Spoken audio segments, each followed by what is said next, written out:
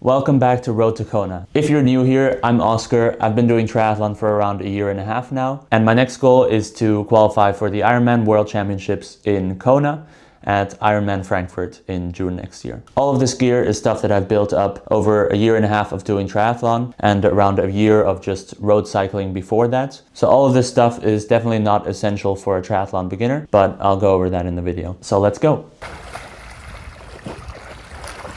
So let's start with the swim. For goggles, this is the pair of goggles that I like. They're called the Sailfish Breeze. Everyone's face is a little bit different, so you kind of have to, through trial and error, figure out which ones work for you. I've tried ones that were kind of smaller that just cover your eye, but I found them really uncomfortable. These ones, they're a bit bigger and they sit on the bones of your eyes. I don't know. For me, these work really well. I think this is also the model that Sam Laidlow uses actually. No leaks, pretty good visibility. I had this pair first, but after a while they just get foggy and you can't see much out of them, so I got a new pair.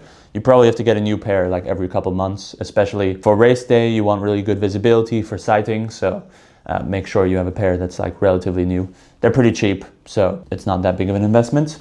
Next up we have a jammer. So this is what I train with in the pool every day. This was the first one that I had. It was also from Sailfish actually. This was like just the cheapest one that I could find at the triathlon store. This got pretty worn out. As you can see, like it's almost transparent now, so I don't use that one anymore. So actually something that's pretty cool is that for the 2026 season I'm a De Boer ambassador, but ahead of that I actually bought my own De Boer jammers. So yeah, these I bought with my own money. These are really great. This was a big step up from the ones I had before. They're a little bit more expensive, but they're more hydrodynamic. They look much nicer. The material is much nicer. So I think getting a good pair of jammers, doesn't have to be these ones, is really nice because yeah, you're using them multiple times a week.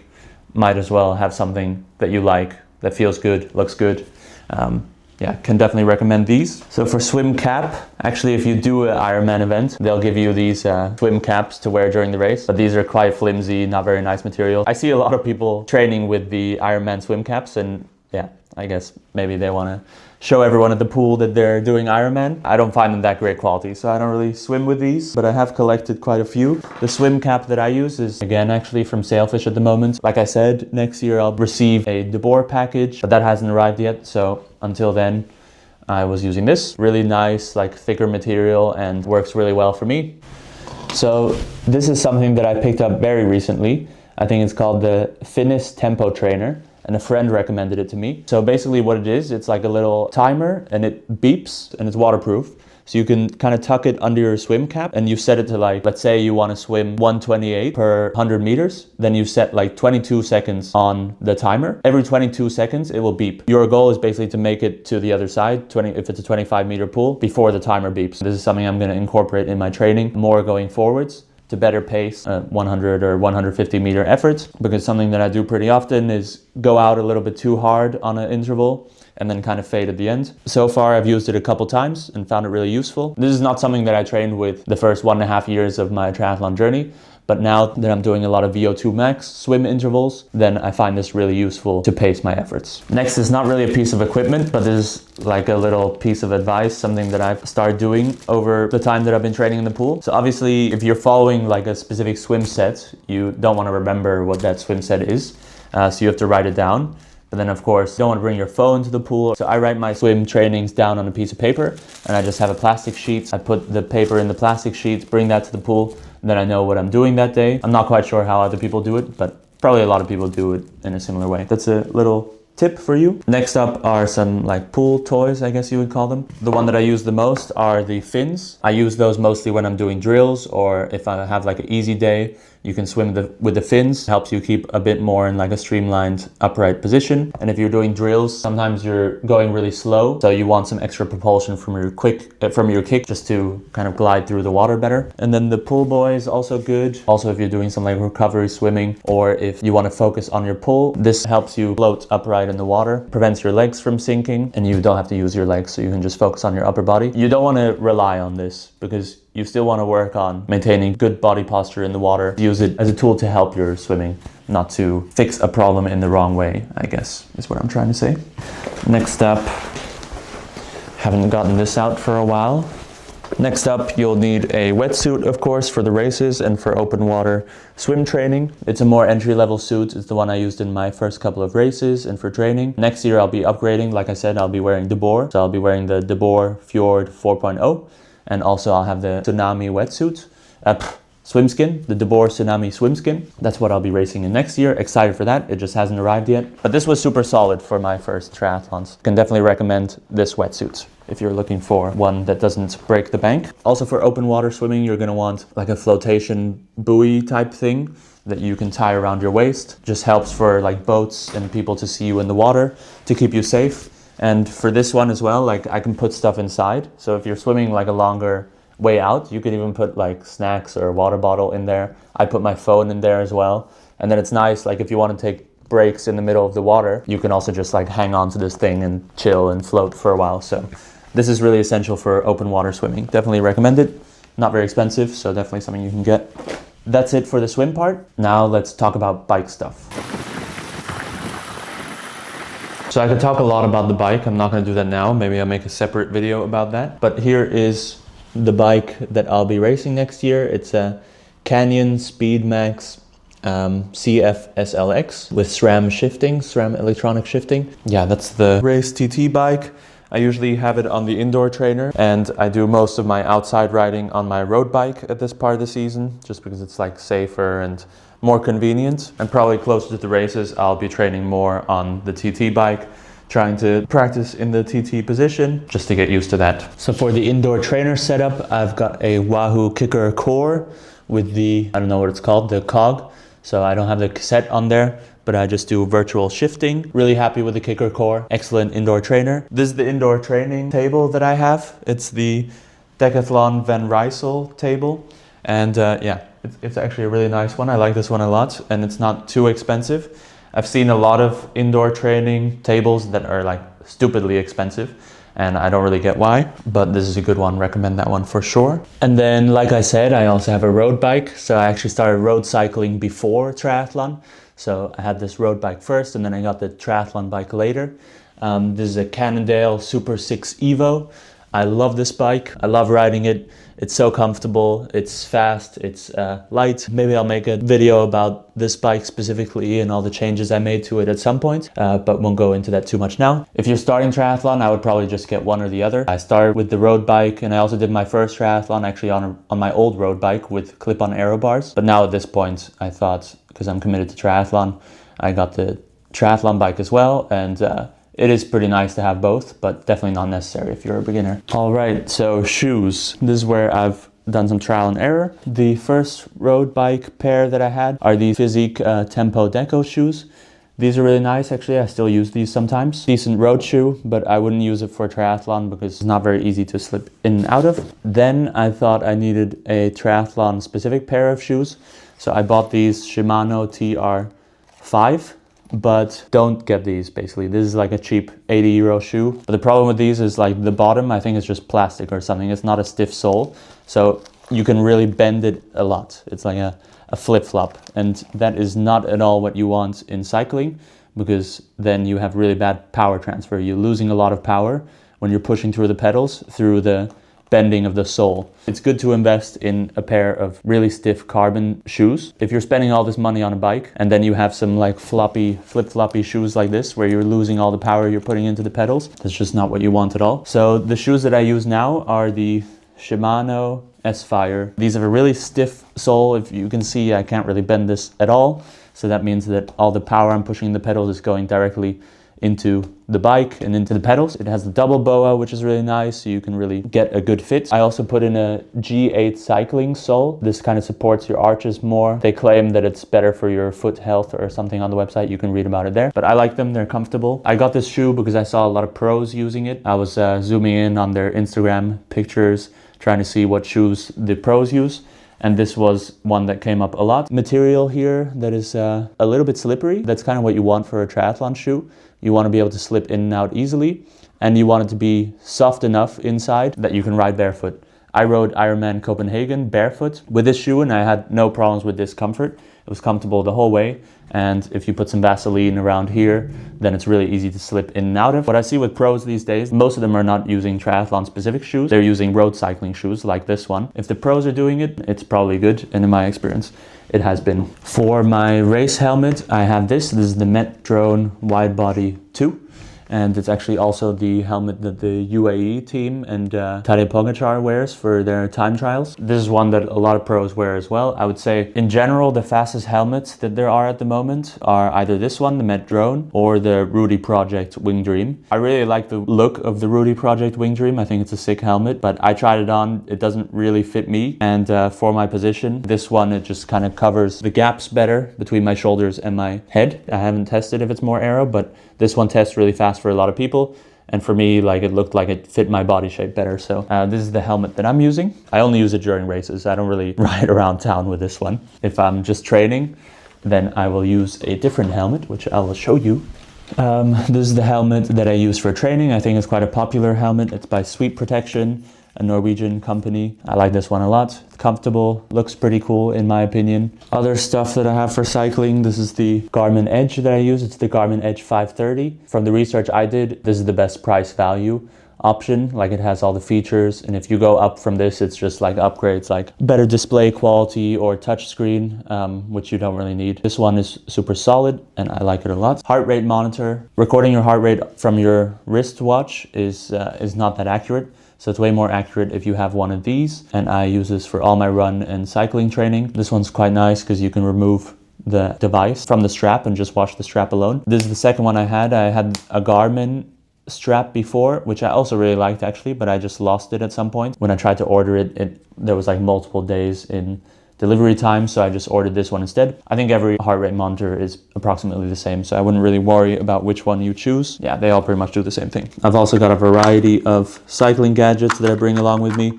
I ride tubeless, so that means I need a couple other random gadgets. Like, for example, this is a Dyna plug, so if I get a big nasty puncture on the road, then I just stab that into the hole and plug the hole. I'm not going to go into all of that right now. And then on my rides, of course, I bring like a tire lever, and this is the tire glider, which is a really, really nice tool. This is quite cheap. If you have a hard time changing tires, then I would definitely just pick up this really simple plastic tool. It makes changing tires a lot easier. I have this multi-tool. Everybody needs a multi-tool if you're out on the road, something to quickly make some adjustments. Even though I ride tubeless, I bring with me an extra TPU tube in case the hole doesn't plug. I can always throw a tube in there and ride home. This has been for me a real game changer. So this is one of these electric cycle pumps. There's quite a lot of them on the market right now. I bring this along with me instead of a CO2 cartridge and all that stuff. You just charge it and you can select exactly how much bar or PSI you want to pump up your tire to. And then you can just pump up your tire with this electronic pump. I found this really nice for races as well, for transition areas. Of course, in the morning, you might want to pump up your tires and you don't want to mess around with like a bike pump. This is really compact. You just bring it with you into the transition zone, pump your tires to the pressure you want, throw it in your bag and give it to someone who's there with you. I think that's it for cycling specific stuff. Let's move on to the run. So I have quite a lot of running shoes, so I'm not going to go through each and every pair, but I'll just go through the main ones that I think are interesting to show you. At first I had like a pair of running shoes for recovery, which was actually the Hoka Bondi 9. Oh, I need a daily trainer and a recovery shoe. And I got these, the Asics Superblast 2. Basically, I just fell in love with this shoe and now I use this shoe for everything. I just found myself never really going for the recovery shoe or for one of my like fast pace shoes, because the Asics Superblast 2, they are just so nice. Feels like it's the perfect running shoe for me. I can do long, easy runs. They feel like they protect the legs pretty well. You can also just pick up the pace. It's quite amazing that you can go from slow running to fast running and it still feels good. When these are done, I'm just gonna buy another pair. So I won't go over all the other running shoes I have because I pretty much just use that one for training. But for racing, I'll go into my carbon shoes. Those are cool. So I have 3 pairs of carbon shoes that I use. Well, actually used at some point. So this was the first pair of carbon shoes that I had.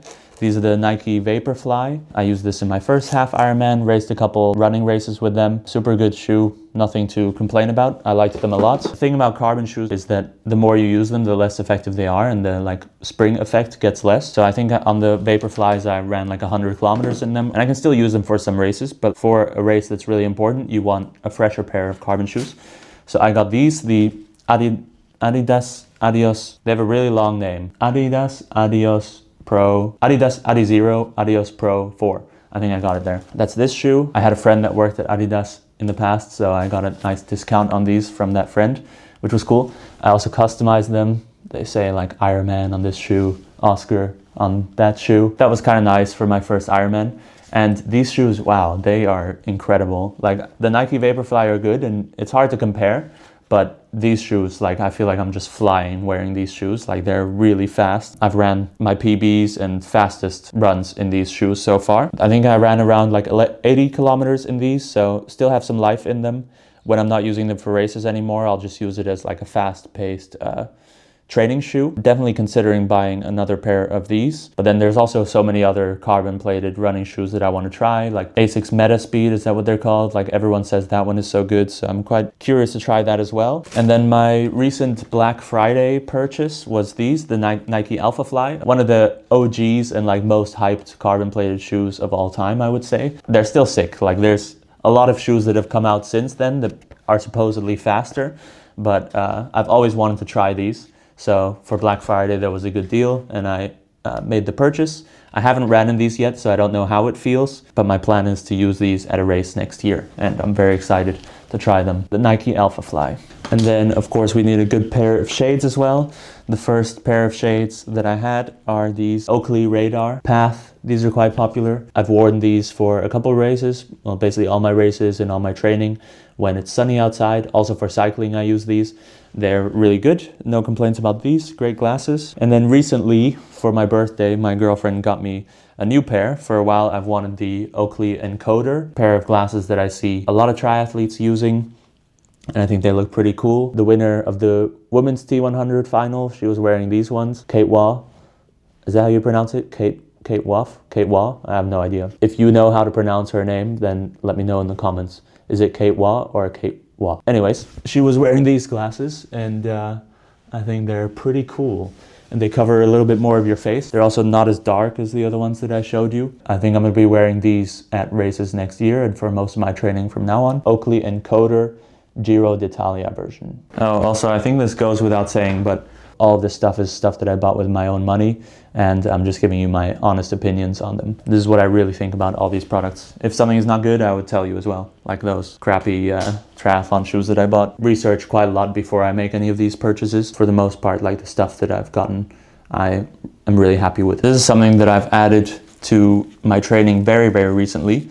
I was looking at it for a long time and wanted to try it, but it's quite expensive. So I only bought it for myself as like kind of a birthday Christmas gift recently. It's the Lactate Pro 2 and you need like lactate strips and also something to punch a hole in your finger to use it. So it's quite a lot of gear you need. This is basically a device to measure the lactate in your blood yourself so that you can better understand the effort you're giving, like during a threshold session, for example. This is if you want to get like really nerdy with your training and you like the data a lot. Definitely not necessary. You can tell a lot from your effort and get your zones from doing like FTP tests, from just monitoring your heart rate and your rate of perceived exertion. I also like the sports science behind the training, so it's something that I was looking at buying a long time, and I've just started using the lactate monitor. So I'm going to post videos about how that's going on Instagram, maybe also a longer video on YouTube at some point about how I use the lactate monitor. So stay tuned for that. Moving on to race stuff. For my first race, I had like a pretty simple fusion suit, the two-piece one. It's, I think, a bit more of an entry-level suit, and that one was totally fine. But for my second race, I thought, oh, I wanted to get like a little bit of a faster suit, and so I went for the Fusion 1 suit, I think it's called, and that's this one. It's a really popular suit. You'll see this one a lot. My parents always complain that they can't see me on the course because everyone looks the same with like black pants and white top. Maybe I should get a different color for next year so they can see me better. In addition to that, I have these calf sleeves. If you're new to triathlon, you might see that people are wearing calf sleeves during the races. You might mistake those for compression socks, but that's not what they are. There's no compression in these. This is actually for aero. You wear these basically only for the bike. Should save you some time and power on the bike. But of course, it's not efficient to take them off after the bike for the run. For the run, they don't help you at all, but people just leave them on. These are the Velotos calf sleeves.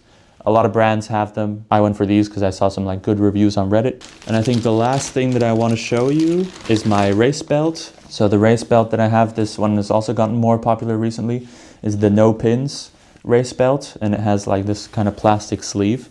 So instead of pinning your number, you can actually just put it in here and it keeps it kind of waterproof. In my first races, I didn't have this one. With all the water you're pouring over yourself and sweat and stuff over the whole day, almost fell off. So this one, it should keep your race number a bit more safe from everything that's going on race day. It's all the most important equipment that I've tested on my Ironman journey so far. I hope you found it insightful. And of course, if you have any questions about any particular piece of equipment, feel free to ask in the comments. I really try to answer everybody. If you're enjoying these videos, then please hit the subscribe button, stay tuned. And if you want to see more of what I'm up to on a daily basis, then you can follow me on Instagram or Strava. That's where I keep people up to date on all the training I'm doing and everything else that's going on in my life and on my journey towards Kona. This video was actually an idea from someone who commented on another video in a past episode. So if you have any ideas or anything you want to see in an upcoming episode, definitely let me know in the comments. Until then, train hard and I'll see you in the next episode.